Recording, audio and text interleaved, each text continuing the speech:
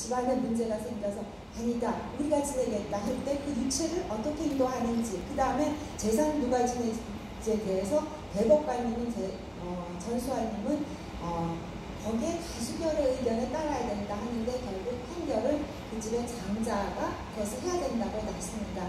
그러면 여기서 중요한 것은 AI는 사람 옆에서 사람이 알고리즘을 짜고 사람을 배웁니다.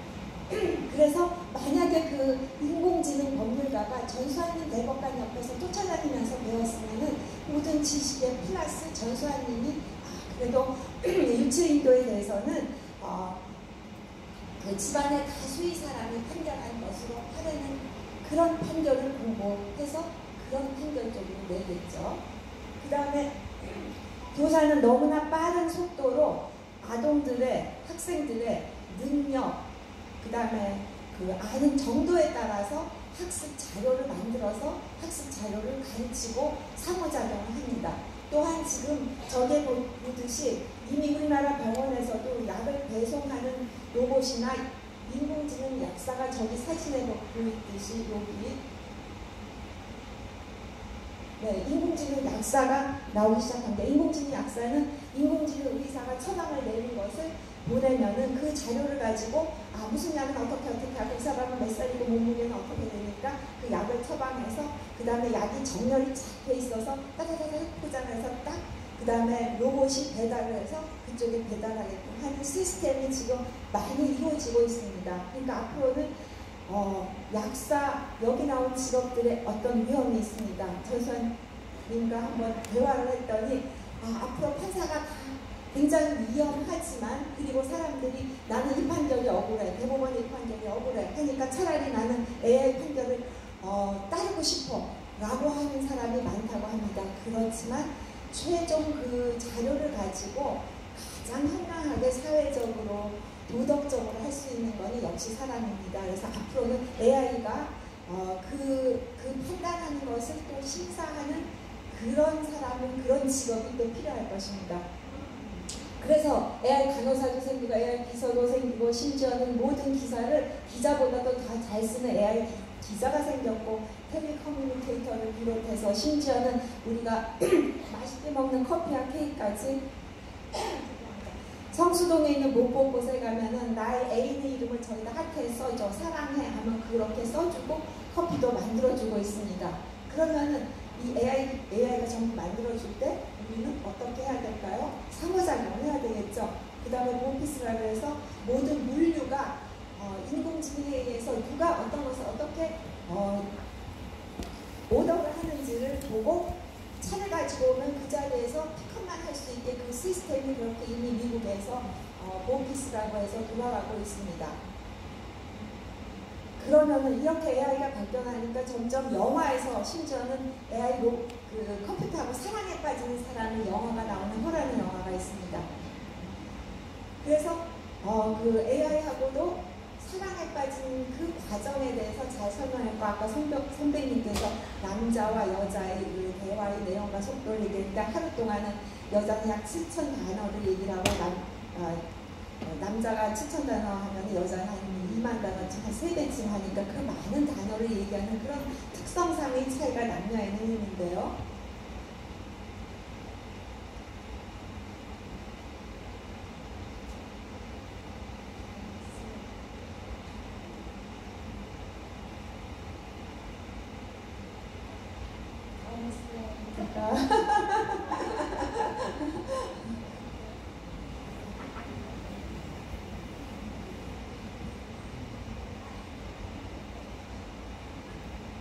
네.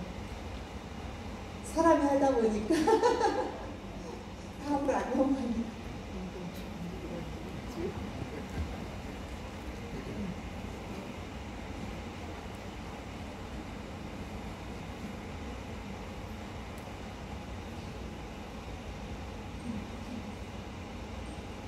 네, 그래서 그 조정하는 사이에 그냥 얘기를 진행을 하면은요, 그러면 이렇게 AI가 대두되고 있는데 굉장히 중요한 것이 AI 윤리입니다. 과연 우리가 어떤 윤리 기준으로 해서 뒤로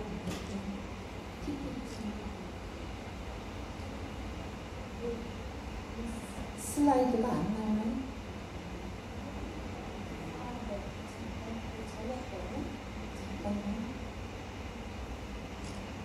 여기. 지금 그래서 여러 가지 직업을 대체하는 AI가 나오고 있습니다. 그런데 여기서 2017년에 유엔에서 연설을 했는데 그 연설 각 지도자의 명연설을 빼고 가장 인터넷에서 조회수가 높고 가장 인기가 있었던 연설은 AI 로봇이 하는 그 유엔의 연설이 가장 인기가 있었습니다. 근데 그 AI 로봇한테 소피아한테 물었습니다. 앞으로 어떤 일을 할까? 그러니까 인간을 위해서 더 도움되는 일을 하겠습니다. 근데 너는 인간에 비해서 어떤 점이 더 우월하니 부족하니 물었을 때 대답을 할 때 어떤 대답을 했냐 하면은 저는 그 인간은 본능적으로 타고났을 때 사회 정서적인 감정을 타고나서 그걸 다 이해하고 하는데 저는 그걸 이제 배우기 시작했습니다. 합니다. 그러니까 그만큼 모든 그 과학적인 데이터를 체계적으로 학습해서 인간이 신경망처럼 학습해서 그것을 수행하는 능력을 뛰어나는데 아직도 보고서 인간의 감정이 슬프다 기쁘다를 느끼고 슬픈 감정에 맞게 내가 그걸 변화하는 것은 조금 초기 단계라고 할 수가 있겠습니다. 그런데 이 사람의 감성 이해할 줄 아는 능력을 해서 얘기를 하는데 맨 마지막에는 저희가 이제 이 소리를 좀 잘 못 듣기 때문에 맨 마지막에 하나 듣겠습니다. AI 가수가 생겼습니다. SBS에서 AI의 세기 대결에서 나왔는데 죽은 가수 김광석이 김범모의 노래를 부르는 것을 AI가 합니다. 그러면 AI가 어떻게 하냐면 사람이 발성 연습할 때 아에이오 하듯이 AI도 그냥 노래를 연습할 때는 못하는데 프로그램으로 알고리즘을 넣을 때 아에이오 아아아오오 하고 나서 노래를 따라해봐 했을 때는 사람처럼 정말 근사하게 노래를 했습니다. 그러면은 AI는 우수하죠. 사람 정말 빡치는 노래를 합니다. 그런데 그러면은 가수하고 어떤 차이가 있을까요? 걔는 노래만 하죠. 근데 가수 장윤정은 어떨까요?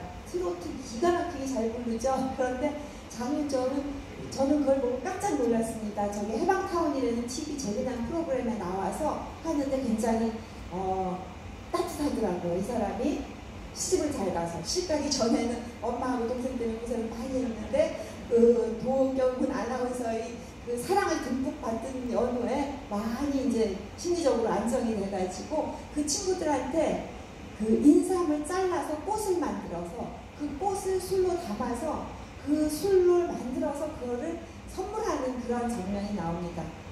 AI가 로봇이 노래는 장윤정 노래도 할 수 있고 김광석 노래도 할 수 있고 모든 노래를 할 수 있지만 제가 어떻게 인삼주를 만들어서 사랑하는 사람한테 주겠습니까? 그러니까 우리도 많이 사랑을 하는 그런 느낌은 정말 뛰어난 거죠.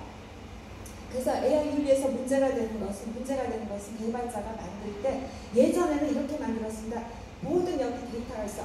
오늘 경운회에 가. 그러면은 근데 이번 때 경운회에서 내가 굉장히 안 튀고 싶어. 그럼 안 튀는 옷을 무슨 색을 할까? 그러면 또 튀고 싶어. 무슨 색을 할까? 그 데이터를 가지고 그래 대체로 이런 색을 입었으니까 나는 오늘 핑크를 입어서 튈 거야. 하면 이제 핑크를 입겠죠. 그런 데이터를 가지고 결정하는 작업을 했습니다. 근데 신경회로망 인공지능이 개발되고 나서는 인간처럼 인간의 신경회로망이 일을 처리하듯이 그러면은 날씨가 어떻지, 연령대가 어떻지, 선배 기수에 따라서 어떻지 그런 데이터를 자기가 종합해서 무슨 색깔을 결정하고 이럴 때 피드백은 어떻지 라고 생각해서 판단하는 신경회로망에 따라서 판단을 하는데 그거를 만드는 과학자가 알고리즘을 짤 때 동창회에서는 무조건 튀는 옷을 입게 선정을 해줘 라고 하면 전부 다 튀어서 난리가 나겠죠. 근데 아니면 알맞은 옷을 만들어줘 하면은 비슷해지겠죠. 그래서 이렇게 알고리즘을 만들 때 그 데이터를 조작할 위험이 있기 때문에 요즘 카카오나 네이버의 그 데이터 조작, 광고를 할 때 광고비를 많이 내는 것부터 먼저 우선 뜯는 것이 에 대해서 제재를 가하기 시작하고 그런 문제가 생깁니다. 그러면 이거는 누가 조정을 하느냐? 그것이 중요한데 지금까지는 그것을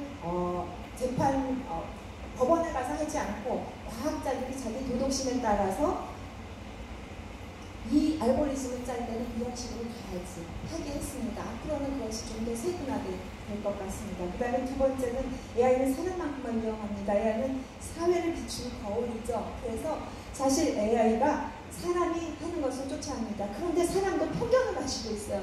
상당히 남녀에 대한 거. 예를 들면 여자가 운전해서 그래 운전해. 여자가 나와서 길에서 멍기적거려. 이렇게 그 운전에 대해서 여자에 대한 편견이 있습니다. 그래서 사람의 생각을 배운 AI 미인 판정 AI 로봇한테 미인 대회를 150명 모아서 뽑게 했습니다. 그랬더니 어떤 일이 벌어졌냐면은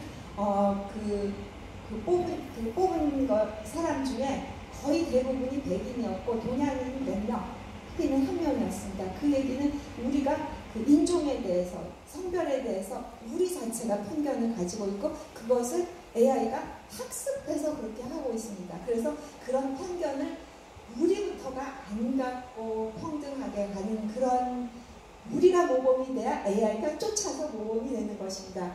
윤리에서 가장 많이 얘기하는 것은 소울리의 딜레마라 그래서 차가 있어. 이쪽으로 가면 한 사람이 치여서 사망하셔. 저쪽으로 가면 5명이야. 어떡하지? 여러분 어떻게 하십니까? 한 명을 살리겠다 하는 분 손 들어보세요. 얼른. 5명을 살려야지 한 사람 얼른 손 들어보세요. 네. 이게 나라와 국가와 문화에 따라서 다릅니다. 한 예로 영국에서는 만약에 한 명이 어린애고 5명이 미안하지만 노인이다 하면은 그냥 가셔라. 좀 일찍 가셔라. 어린애를 살인사.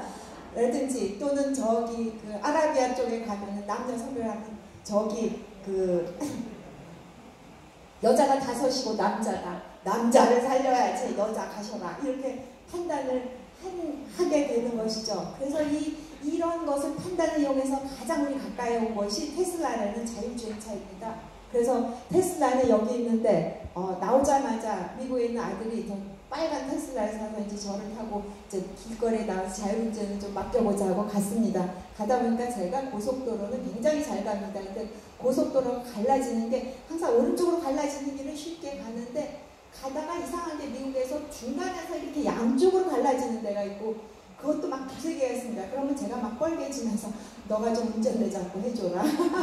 그러면 합니다. 그것을 자율주행차는 5단계가 있다고 합니다. 1단계부터 5단계. 처음은 다 완전히 사람이 운행하는 것이고 5단계가 되면은 완전히 자율주행차가 운행을 하는 것입니다. 여기 보이는 손주가 있습니다. 저 차에. 자, 그 다음에 다음 슬라이드. 그럼 이제 저기 중요한 것은 최근에는 이런 일까지 있었습니다. 미국에서는 벌써 특정한 주에서는 어떤 동네에서는 완전 자율주행차를 운행하는 게 법적으로 허용된 것이 있습니다. 안 된 곳이 있고. 근데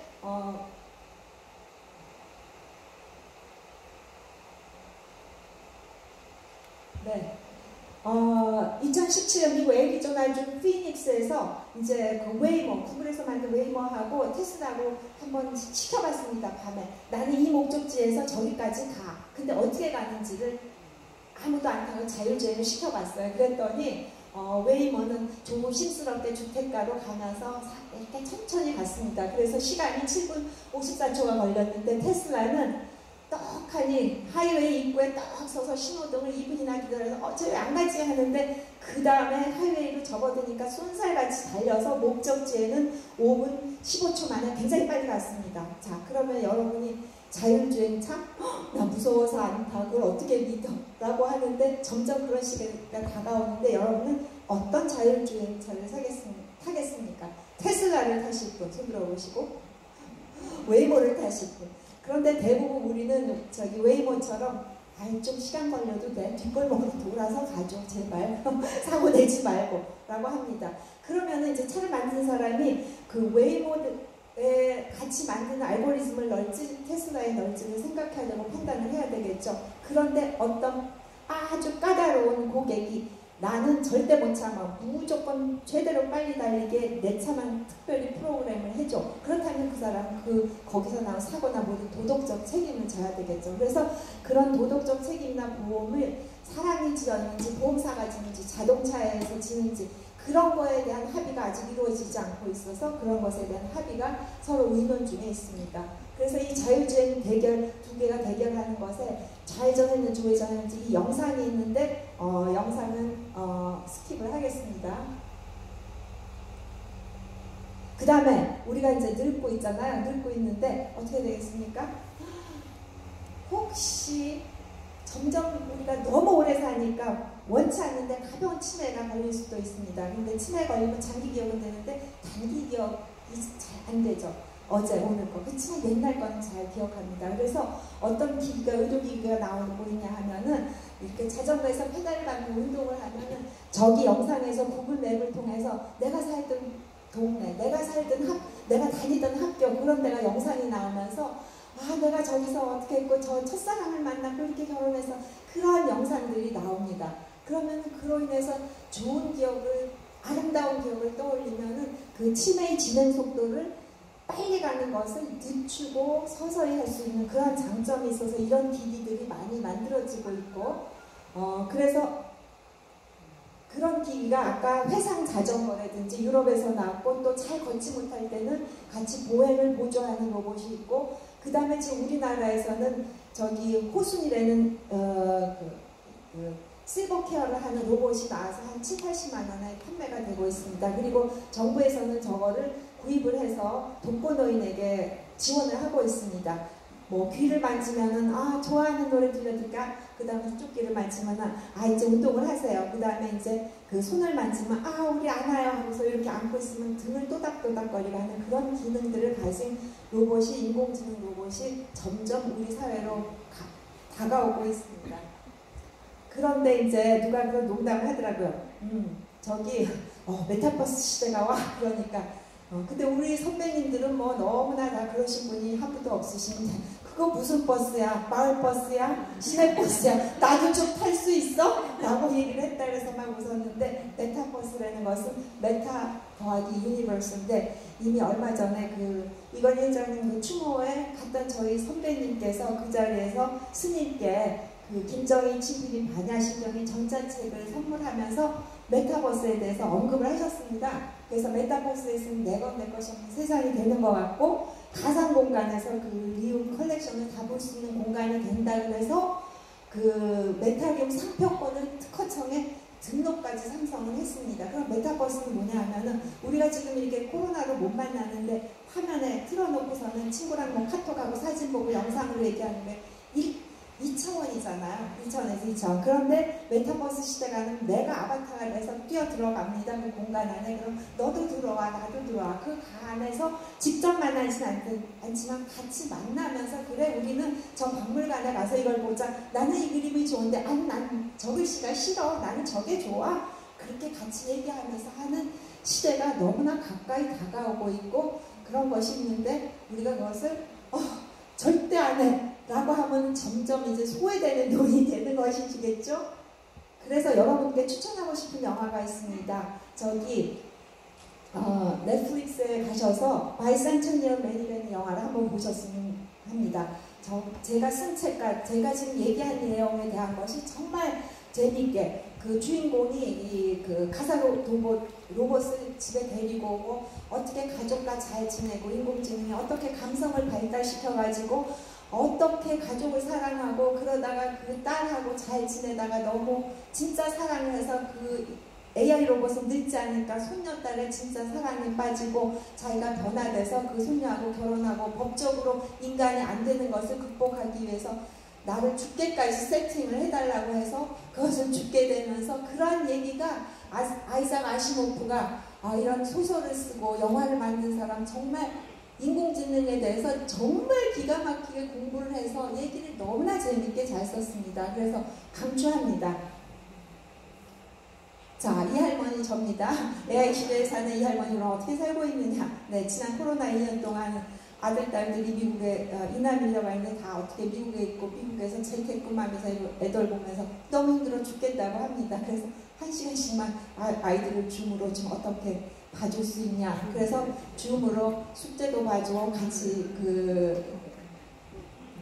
줌을 통해서 같이 놀고 있었습니다. 근데 이 할머니는 2019년 CES라고 라스베가스에 사는 그 박람회에서 구글에서 자기 제품을 소개할 때 입고 있는 저 할머니가 너 왔어? 안녕? 그래 우리 걸 잘 봐 하고 안내하던 만든 로봇입니다. 근데 캐릭터가 너무 사랑스럽고요. 여러분이 그 유튜브에 가서 용어에서 2019년 뭐 해서 AI 로봇이나 기타 등을 보면 볼 수가 있겠습니다.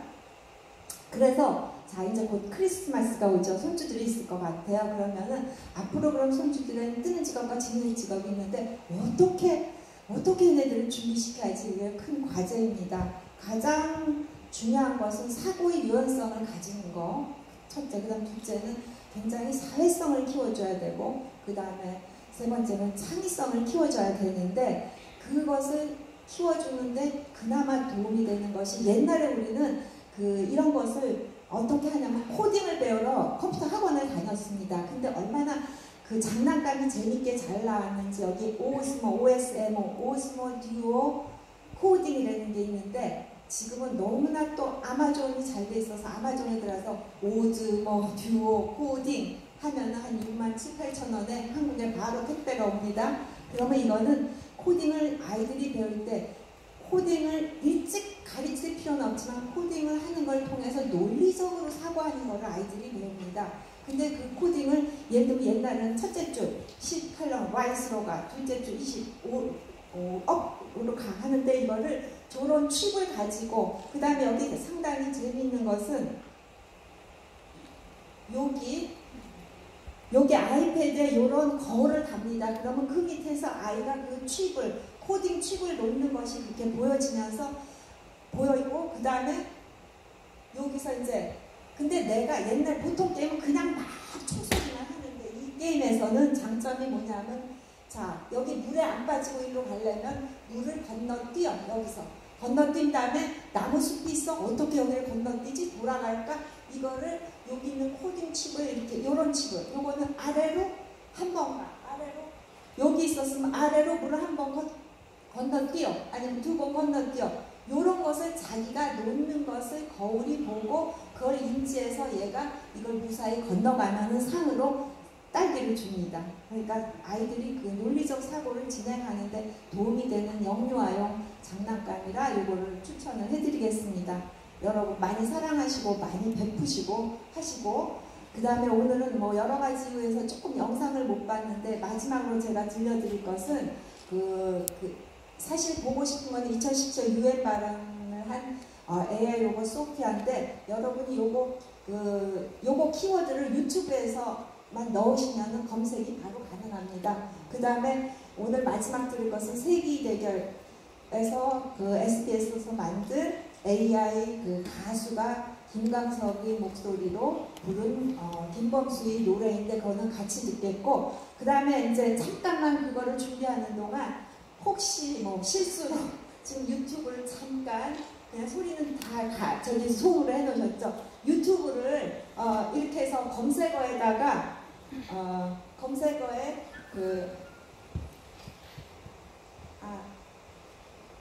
검색어에 여기 나온 SBS 세기대 AI vs 인간 김광석 그거를 찍어서 유튜브가 나온 첫 번째 분 손 들어보실까요? 실수로 한번 지금 그냥 핸드폰에서 한 번만 해보세요. 그냥 유튜브로 가셔서 유튜브에 검색어가 있죠. 그러면 거기에 SBS 영어 자판 치고 이런 거 마침표는 없어도 됩니다. 세기 대결